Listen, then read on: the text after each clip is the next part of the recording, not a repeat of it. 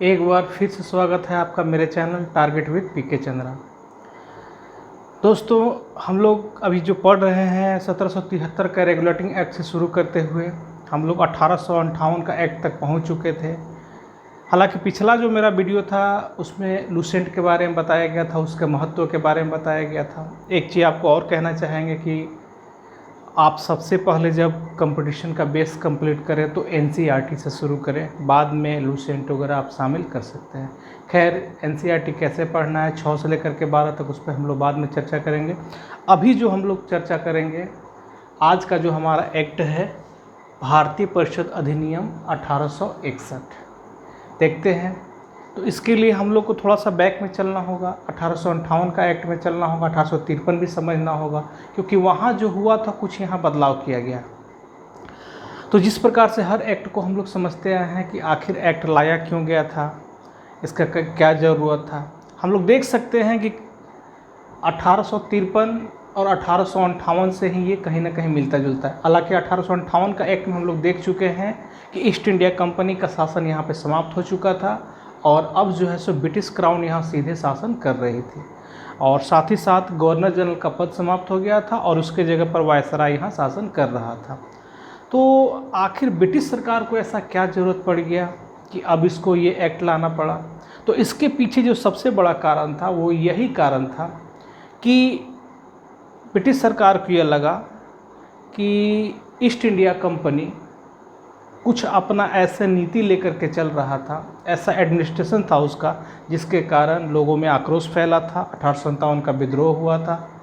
तो जब उसी नीति को चलाना था तो हमें फिर शासन बदलना क्यों था, ईस्ट इंडिया कंपनी को वहाँ से वापस क्यों बुलाना था? अर्थात अब हमें उसमें परिवर्तन करना चाहिए, देखना चाहिए कि क्या हम लोग परिवर्तन उसमें कर सकते हैं। तो उसी परिवर्तन के उद्देश्य से लाया गया था इसको, और क्या परिवर्तन हुए उसको हम लोग देखेंगे। तो सबसे पहले आप इसका कारण जो लिखते हैं, इसका भी आप लोग कारण, सबसे पहले फर्स्ट ऑफ ऑल आप इसका कारण लिख लीजिए।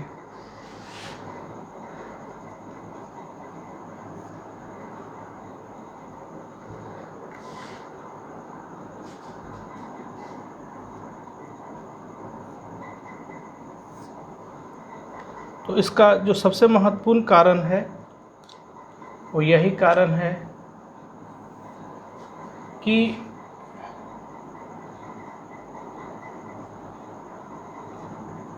ब्रिटिश सरकार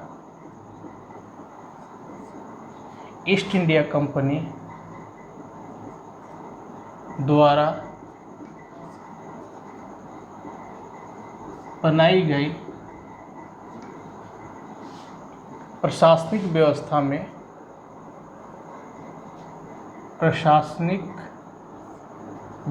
में सुधार लाना चाहता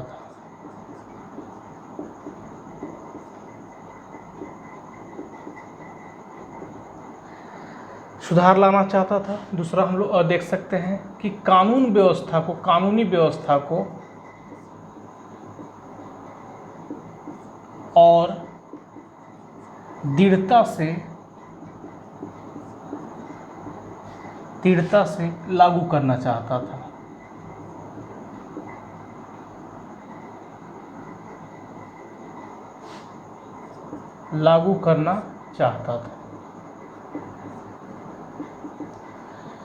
तो ये दो महत्वपूर्ण कारण थे जिसको आप लोग नोट डाउन करिएगा। ठीक है कि दो ही महत्वपूर्ण कारण थे जिसके चलते ये लाया गया था, और सबसे जो महत्वपूर्ण कारण तो यही था कि कहीं ना कहीं जो ईस्ट इंडिया कंपनी के शासनकाल से जो एडमिनिस्ट्रेशन चलते आ रहा था उसमें कहीं ना कहीं इसको फेरबदल करना था। तो अब हम लोग देखेंगे इसमें क्या क्या इसका प्रावधान किया गया था।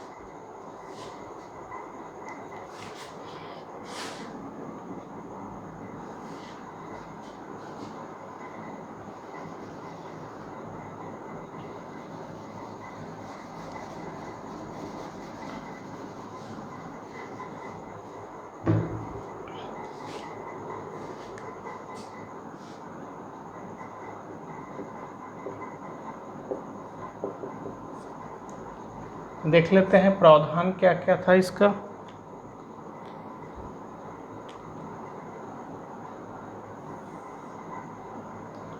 तो प्रावधान में सबसे पहले हम लोग को देखना होगा कि 1853 का हम लोग को देख लेना होगा कि 1853 में क्या था। 1853 में हम लोग को पता है कि गवर्नर जनरल प्लस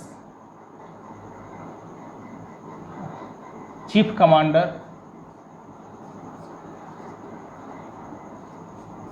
कमांडर और 4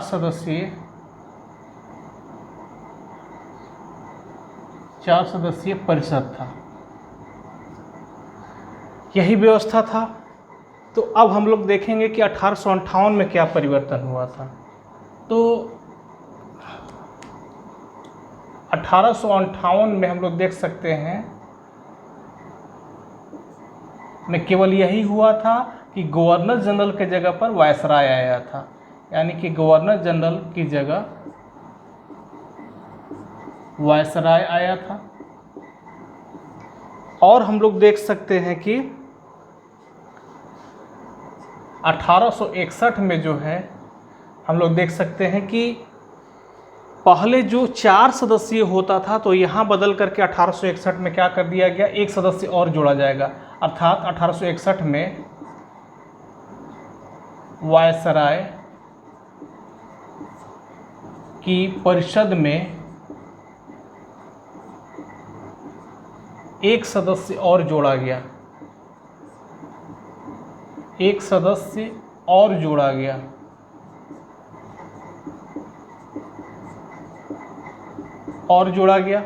तो एक चीज़ याद रखिएगा आपकी, 1 सदस्य और जोड़ा गया। और साथ ही साथ यहाँ पे याद रखिएगा जो सबसे महत्वपूर्ण लाइन है, पोर्टफोलियो, अर्थात विभागों का विभाजन किया गया। यानी कि जैसे आज जो व्यवस्था है, गृह मंत्रालय अलग, वित्त मंत्रालय अलग, तो उसी प्रकार से यहाँ जो है किया गया। अर्थात ये बहुत महत्वपूर्ण लाइन है ये, पोर्टफोलियो,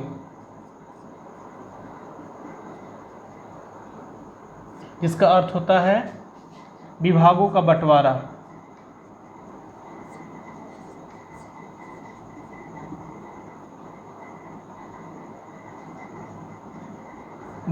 किया गया। एक चीज़ याद रखिएगा, ये विभागों का बंटवारा क्यों किया गया था, इसका सबसे बड़ा रीज़न यही था कि जो 4 सदस्य पहले थे और फिर 5 किए गए, तो इन लोग क्या था कि किसी भी चीज़ में अगर काम खराब होता तो सब एक दूसरे पर ढार देते थे कि नहीं हम तो अच्छा किए थे, ये खराब किए थे। कोई भी अपने ऊपर जिम्मेवारी लेने के लिए तैयार नहीं होता था। तो यही हुआ कि जिम्मेवारी तय करने के लिए किया गया कि अलग अलग व्यक्ति के पास अलग अलग विभाग होगा। जैसे गृह मंत्रालय अलग होगा, आपके पास वित्त मंत्रालय अलग होगा। आप अपने मंत्रालय के प्रति आप हमको जवाब दीजिए कि आप कितना डेवलप कर पाए, कितना सुधार कर पाए। अलग अलग जिम्मेवारी देने के लिए ये प्रावधान किया गया था। तो देखते हैं कि 5 कौन कौन सा विभाग ये बनाया गया था। तो पोर्टफोलियो यानी कि विभाग का बंटवारा। तो विभाग का बंटवारा में देखिएगा कौन कौन सा विभाग लाया गया। एक लाया गया गृह मंत्रालय, फिर देख लेते हैं और कौन सा लाया गया, वित्त मंत्रालय लाया गया था, वित्त मंत्रालय। और फिर कौन सा लाया गया था हम लोग देख सकते हैं, और राजस्व।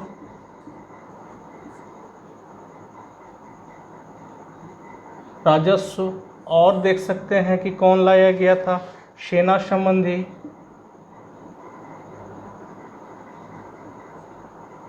और एक जो और लाया गया था वो लाया गया था, हम लोग देख सकते हैं कि 4 तो ये हो गया, एक और लॉ यानी कानून का लाया गया था, कानून संबंधी लाया गया था। ये 5 लाया गया था। एक चीज़ आपको और नोट करना होगा कि आगे चल करके इसको नोट में लिख लीजिएगा, 1874 में एक विभाग और PWD लोक निर्माण विभाग को जोड़ा गया था। आगे चलकर एक सदस्य और शामिल किया जाएगा 1874 में, और जो होगा लोक निर्माण विभाग। एक चीज़ आप याद रखिएगा कि लोक निर्माण विभाग को भारत में लाने वाला पहला व्यक्ति लॉर्ड डलहौजी था, लेकिन वहाँ पे मंत्रालय अलग नहीं किया गया था, लेकिन यहाँ पर मंत्रालय अलग कर दिया गया था। तो ये आएगा 1874 में, और इसको आप लोग यहाँ नोट में लिख लीजिएगा। इसमें नोट में लिखना है आपको कि 1874 में एक विभाग और शामिल किया गया, PWD शामिल किया गया था। तो ये आप देख सकते हैं कि काफ़ी महत्वपूर्ण बदलाव किया गया था 1861 में। सबसे महत्वपूर्ण बदलाव क्या हो गया? पोर्टफोलियो। आपके एग्ज़ाम में, वनडे एग्ज़ाम में बार बार पूछता है कि पोर्टफोलियो किसके शासनकाल में लाया गया था।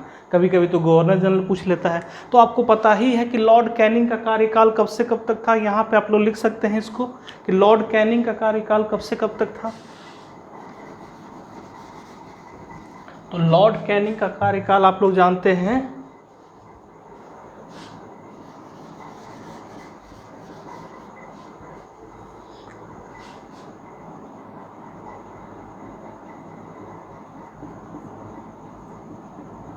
लॉर्ड कैनिंग का कार्यकाल कब से कब तक था। तो लॉर्ड कैनिंग का कार्यकाल हम लोग देख सकते हैं कि 1856 से लेकर के 1862 तक था, 62। तो आप समझ सकते हैं कि कब लाया गया था। आपसे क्वेश्चन पूछेगा कि पोर्टफोलियो किसके शासनकाल में लाया गया, अलग अलग मंत्रालय किसके शासनकाल में किया गया। तो लॉर्ड कैनिंग के कार्यकाल में ही याद रखिएगा 3 न्यायालय 1861 में 3 जगह न्यायालय, कलकत्ता, बम्बई और मद्रास में, याद रखिएगा तीनों जगह क्या होगा? हाई कोर्ट की स्थापना होगा। याद रखिएगा 1861 के तहत ही, याद रखिएगा 3 जगह कलकत्ता, बम्बई और मद्रास में लाया जाएगा, हाई कोर्ट का स्थापना हुआ। और एक चीज़ याद रखिएगा, आईपीसी जो लाया गया था, आईपीसी इंडियन पिनल कोड, याद रखिएगा बहुत बार पूछा हुआ इंडियन पिनल कोड किसके शासन में लाया गया था। तो कैनिंग हो जाएगा। याद रखिएगा 1860 में इंडियन पिनल कोड लागू हो गया था, जो हम लोग देख सकते हैं कि लॉर्ड मैकाले से बहुत बड़ा काम किया था। 1834 से उसका प्रयास शुरू हुआ था और कहीं ना कहीं लॉर्ड कैनिंग के कार्यकाल में 1860 में जाकर के ये पूरा हो गया, आईपीसी इंडियन पिनल कोड। तो लॉर्ड कैनिंग खैर हम लोग जब पढ़ेंगे तो विशेष रूप से जानेंगे उसके बारे में, और बहुत सारा फैक्ट है उसके बारे में। फिलहाल आप इसमें इतना लिख सकते हैं क्योंकि अभी हम लोग 1861 का अधिनियम पढ़ रहे हैं। तो आप लोग इसको नोट डाउन करते चलिए।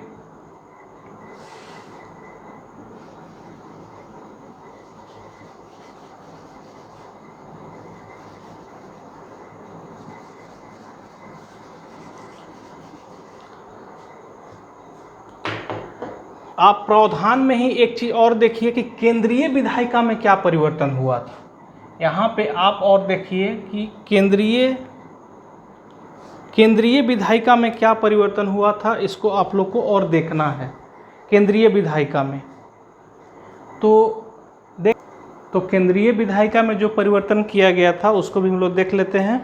पहले आप लोग जानते हैं कि केंद्रीय विधायिका में क्या था। 1853 में क्या प्रावधान किया गया था? 1853 में यही प्रावधान था कि हम लोग देख सकते हैं कि governor general plus chief commander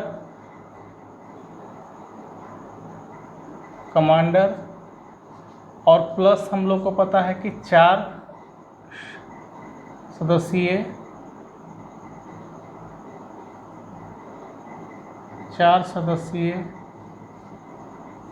परिषद था, यही था। तो एक तो ये था, ये टोटल मिलाकर के कितने थे? ये टोटल 6 थे ये। और साथ ही साथ हम लोग देखते हैं कि 6 और थे, कुल 12 सदस्य थे इसमें। तो जो प्रांत से लिए गए थे, जो प्रांत से 6 सदस्य थे, उनको भी हम लोग देख सकते हैं कि कौन कौन से थे। तो एक तो मद्रास से, फिर बम्बई से,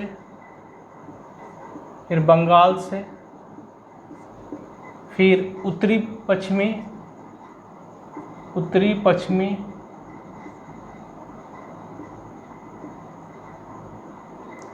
सीमा प्रांत से थे, और बंगाल के जो हाई कोर्ट था उसके चीफ जस्टिस और एक साधारण जस्टिस।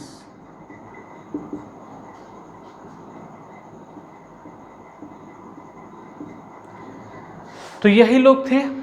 लेकिन यहाँ पे इसलिए चर्चा हो रहा है कि 1861 में, चूँकि 1858 तक इसको रखा गया, 1858 तक ये चलता रहा, ये हम लोग देख सकते हैं चलता रहा, लेकिन 1861 में इसमें परिवर्तन होगा। तो परिवर्तन क्या होगा देख लेते हैं हम लोग। तो 1861 में यही होगा कि ये जो प्रांत के जो 6 थे, इसको याद रखिएगा, ये 6 जो थे इसको कैंसिल किया गया, इसको हटा दिया गया। तो लाया किसको गया, तो याद रखिएगा अब लाया गया जो है सो एडिशनल मेंबर को लाया गया, एडिशनल मेंबर्स आए। तो एडिशनल मेंबर भी 2 प्रकार के होते थे, एक तो था ऑफिशियल और एक था नॉन ऑफिशियल।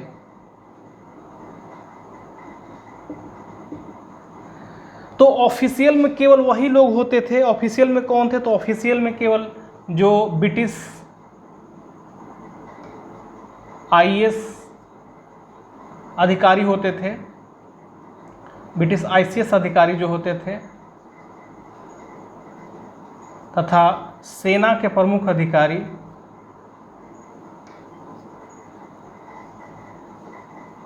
अधिकारी यही लोग होते थे। लेकिन इसमें जो होते थे ये अधिकारी इसमें नहीं होते थे, और साथ ही साथ ये गैर अधिकारी होते थे, और साथ ही साथ इसमें भारतीय भी चुने जाते थे, चुने जाते थे। चूँकि फर्स्ट टाइम ये व्यवस्था किया गया था तो 3 भारतीय को भी लिया गया था। आपको याद रखना यहाँ पे 3 भारतीय कौन कौन थे, तो एक तो थे बनारस का राजा,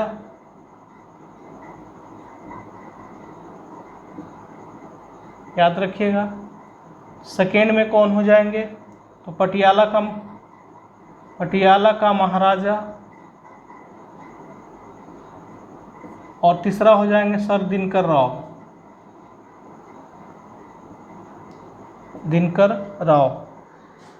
तो देख सकते हैं आप कि जो केंद्रीय विधायिका था उसमें काफ़ी परिवर्तन किया गया, आप देख सकते हैं इसको। लेकिन ये जो 3 चुने गए थे, जैसे बनारस का राजा थे, पटियाला का महाराजा थे और सर दिनकर राव थे, ये कौन थे, ये विशिष्ट व्यक्ति थे। ये कहीं ना कहीं अंग्रेज़ों से इनका संपर्क अच्छा था, ये अर्थात अभी तक कोई आम नागरिक नहीं चुने जाते थे। और साथ ही साथ इनकी नियुक्ति कौन करता था, इन सभी की नियुक्ति याद रखिएगा वायसराय द्वारा होती थी। इसको जरूर नोट डाउन कीजिएगा, इन सभी की नियुक्ति किसके द्वारा होता था, वायसराय का। दूसरी चीज़ आप देखिए, इसमें टोटल सदस्यों की संख्या 6 से 12 तक था, याद रखिए 6 से 12। हालांकि इसमें कम सदस्य संख्या लिए जाते थे, इसमें ज़्यादा थे, लेकिन फिर भी इनका बहुमत ज़्यादा माना जाता था, क्योंकि इनकी संख्या और ये साथ ही साथ जो ये 6 होता था, ये दोनों को एक साथ जोड़कर माना जाता था। इस प्रकार से हम लोग देख सकते हैं कि कहीं ना कहीं जो है सो इसी का बहुमत हो जाता था। तो आगे चल करके इसके लिए देखिएगा सुधार भी होगा 1892 में। तो ये आपको केंद्रीय विधायिका में परिवर्तन हुआ। अब हम लोग देखेंगे कि विधायी परिषद में क्या परिवर्तन होगा।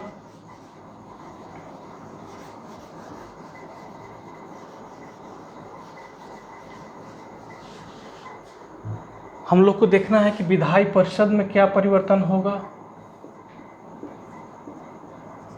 विधायी परिषद यानी आप कह सकते हैं कि स्थानीय शासन कह सकते हैं। स्थानीय शासन में क्या परिवर्तन हुआ, प्रांतों के शासन में क्या परिवर्तन हुआ, आप ये कह सकते हैं। तो यहाँ पे क्या हुआ, तो जैसे कि 1833 से हम लोग जानते हैं, 1833 के पहले मद्रास एवं बम्बई के गवर्नर को स्थानीय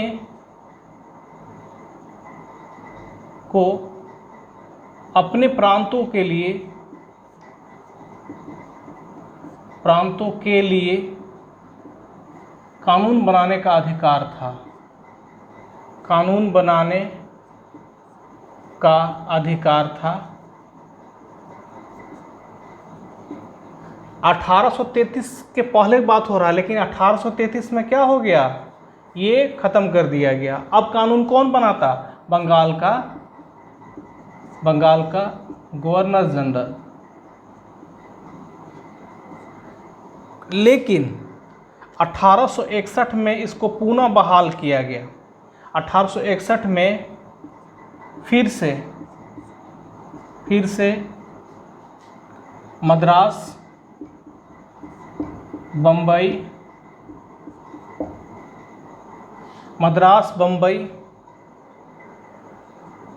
उत्तरी पश्चिमी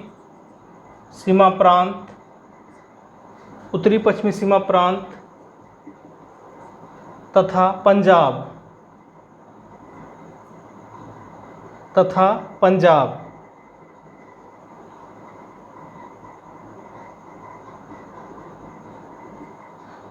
के लिए फिर से 1861 में फिर से मद्रास, बम्बई, उत्तरी पश्चिमी सीमा प्रांत तथा पंजाब के स्थानीय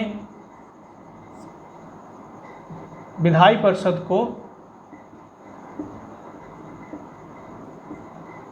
परिषद को स्थानीय हो ही गया ये कि अस्थायी परिषद को कानून बनाने का अधिकार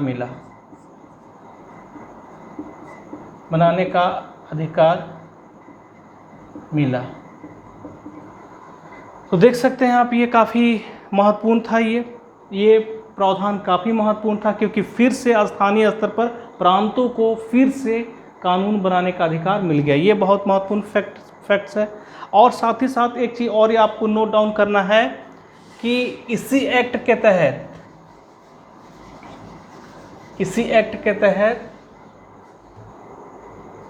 1861 के एक्ट के तहत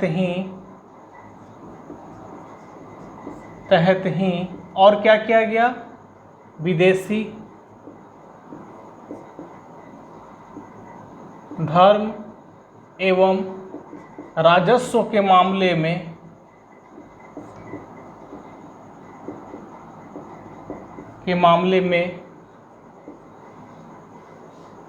ठीक है, राजस्व के मामले में वायसराय को कानून बनाने का अधिकार मिला। लेकिन अगर इसको सचिव चाहता तो सचिव इसको रद्द कर सकता था। जो भारत राज्य सचिव था, जो कि लंदन में रहता था, चाहता तो इसको निरस्त कर सकता था। लेकिन ये बहुत बड़ा महत्वपूर्ण इसको दिया गया। दूसरी चीज़ और एक चीज़ याद रखिएगा कि यहाँ पर एक और किया गया कि अध्यादेश जारी करने का अधिकार किसको मिला? वायसराय को। अध्यादेश जारी करने का अधिकार वायसराय को विशेष परिस्थिति में दिया गया। जैसे अभी हम लोग के यहाँ प्रावधान है कि अगर संसद का दोनों सत्र नहीं चल रहा हो तो भारत के राष्ट्रपति किसी विषय पर अध्यादेश जारी कर सकते हैं, और आर्टिकल 1, 2, 3 के तहत तो यहाँ भी अध्यादेश ये जारी कर सकता था। याद रखिएगा, इस अध्यादेश का पालन 6 महीना तक होता था। 6 माह तक यह लागू रहता था। लेकिन एक नोट आपको और लिखना है। नोट में ये लिखना है कि भारत राज्य सचिव इसको कभी भी निरस्त कर सकता था।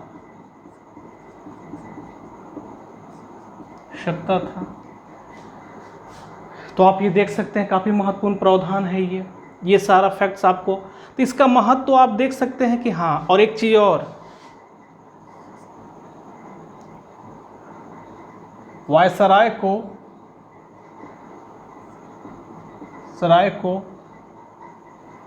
बजट पेश करने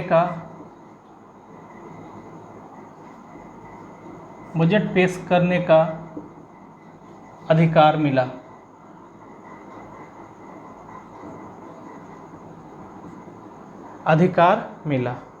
बहुत बार पूछा हुआ एक क्वेश्चन है कि बजट पेश करने का जो है अधिकार कौन से एक्ट के तहत प्रावधान किया गया था, वायसराय कौन से एक्ट के तहत कर, आपको बताना है कि 1861 के एक्ट के तहत। काफ़ी ये महत्वपूर्ण फैक्ट है।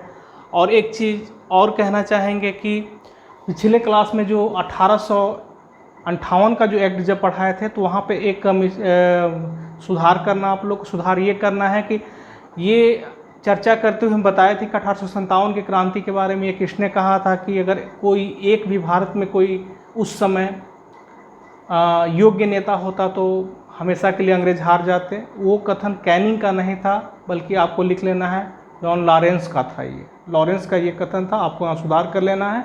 साथ ही साथ एक चीज़ और उसमें 1858 में एक्ट में ये शामिल कर लेना है कि द्वैध शासन वहाँ समाप्त हो गया था। वही द्वैध शासन जो 1784 का पिट्स इंडिया एक्ट के तहत कोर्ट ऑफ डायरेक्टर्स और बोर्ड ऑफ कंट्रोलर के रूप में स्थापित हुआ था, जिसमें कि कोर्ट ऑफ डायरेक्टर्स हम लोग जानते हैं कि व्यापारिक मामला और बोर्ड ऑफ कंट्रोलर राजनीतिक मामला को देखता था। वो व्यवस्था द्वैध शासन 1858 में समाप्त हो गया था। ये आपको लिखना है।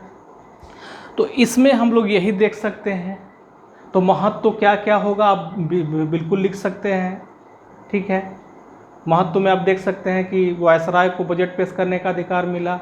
भारतीयों को भी, इसको लिखते चलिएगा, भारतीयों को भी, ठीक है। कहाँ मिला भारतीयों को? एडिशनल सदस्य में। एडिशनल में भी कहाँ? नॉन ऑफिशियल में मिला। लेकिन वहाँ भी कम से कम एक दरवाज़ा तो खुला कि भारतीय अब कम से कम चुने जा सकते हैं। तो यहाँ पे ये प्रावधान किया गया ये कि चलिए अब कम से कम भारतीयों के लिए एक रास्ता खुल रहा है कि वो भी सदस्य के रूप में चुने जाएंगे। हालांकि ये नाम मात्र का ही था। वो बजट पर में भाग नहीं ले सकते थे, वायसराय से कोई प्रश्न नहीं पूछ सकते थे, उसके मंत्री से कोई प्रश्न नहीं पूछ सकते थे। लेकिन आगे चल करके इसके लिए सुधार किया जाएगा, लेकिन ये प्रावधान यहाँ किया गया। तो यही था इसमें महत्वपूर्ण तथ्य। इसको ज़रूर नोट डाउन कीजिएगा, सभी को लिखिएगा, नोट्स बनाइएगा। और महत्व तो खुद से भी जो बताया गया 2-4 आप खुद से भी समझ के लिख सकते हैं, ठीक है। Thanks for watching.